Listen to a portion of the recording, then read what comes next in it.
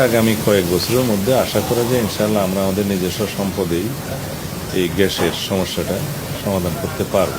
শৃঙ্খলা নিয়ে সন্তুষ্টির বিষয়টা জনগণ বলবে।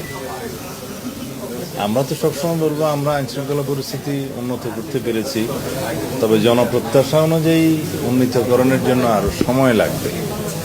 আমাদের এখন মাত্র 6 মাস পার হলো, এর মধ্যে আমরা অনেক সংস্কার কাজ করেছি এবং আইনশৃঙ্খলা রক্ষাকারী বাহিনীর প্রশংসনীয় বিভিন্ন উদ্যোগ আপনারা দেখতে পেয়েছেন।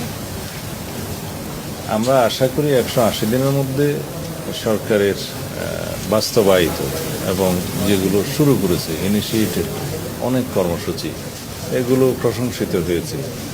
মাননীয় প্রধানমন্ত্রী নেতৃত্বে আমরা একটি সংকটময় মুহূর্ত খুব সফলতার সাথে মোকাবিলা করেছি। যেমন মধ্যপ্রাচ্য একটা যুদ্ধ পরিস্থিতির কারণে জ্বালানি তেল এবং গ্যাসের সরবরাহ নিয়ে সারা বিশ্বে সংকট সৃষ্টি হয়েছিল, বাংলাদেশও তার বাইরে নয়।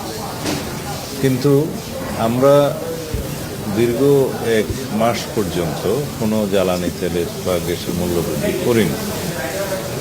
একটা পর্যায়ে বুড়ো মৌসুমের সময় শেষ হয়ে যাওয়ার পরে মনে হয় 14 কি 15 এপ্রিল, আমার ঠিক মনে হয় 16 এপ্রিল হতে পারে, তখন আমরা সহনীয় মাত্রায় জ্বালানি তেলের মূল্য বৃদ্ধি করেছি।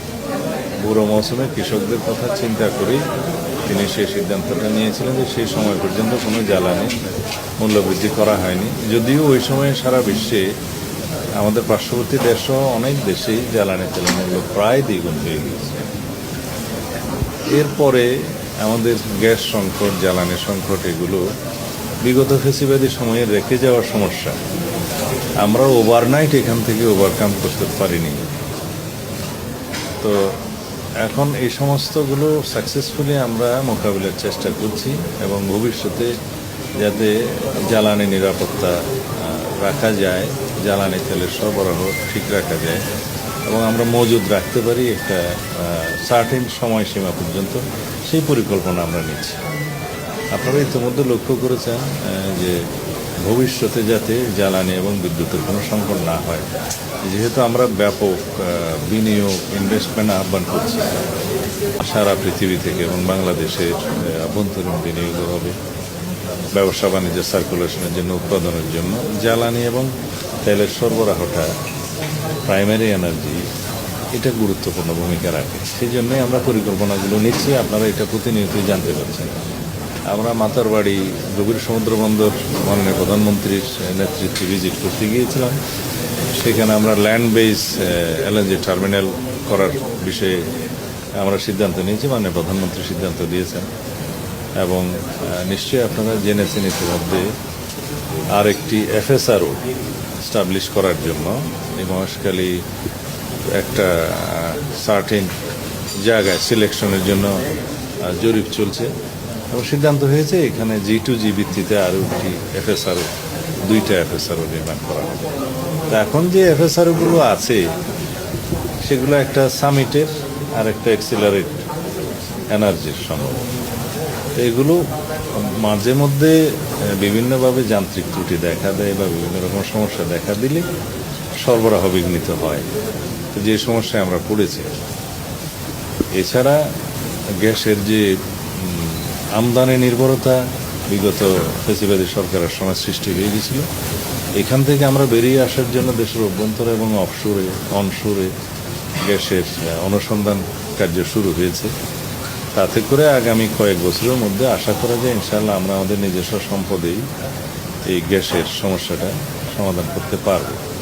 এইভাবে অন্যান্য ক্ষেত্রে, ডেভেলপমেন্টের ক্ষেত্রে যেগুলো প্রতিশ্রুতি ছিল, আমরা প্রথম মন্ত্রিসভা বৈঠকেই যে কৃষি লোন মাফ করা হয়েছে 10,000 টাকা পর্যন্ত সুদসহ, সেটা আমরা প্রথম মন্ত্রিসভা বৈঠকে আমরা অনুমোদন করেছি। এর বাইরে ফ্যামিলি কার্ড, কৃষক কার্ড এবং ইমাম মুয়াজ্জিনদের সহ অন্যান্য উপাসনালয়ের ধর্মাবলম্বীদের যে উপাসনালয়ের কর্তা তাদেরকে অনুদান দেওয়া, রাষ্ট্রীয় স্বীকৃতি দেওয়া, এর বাইরে ক্রীড়াবিদ, সংস্কৃতিজীবীদেরকেও স্বীকৃতি দেওয়া রাষ্ট্রীয় ভিত্তিতে, এগুলো আমরা শুরু করেছি। কোনো কোনো ক্ষেত্রে প্রতিপালন অধিকাংশ হয়েছে।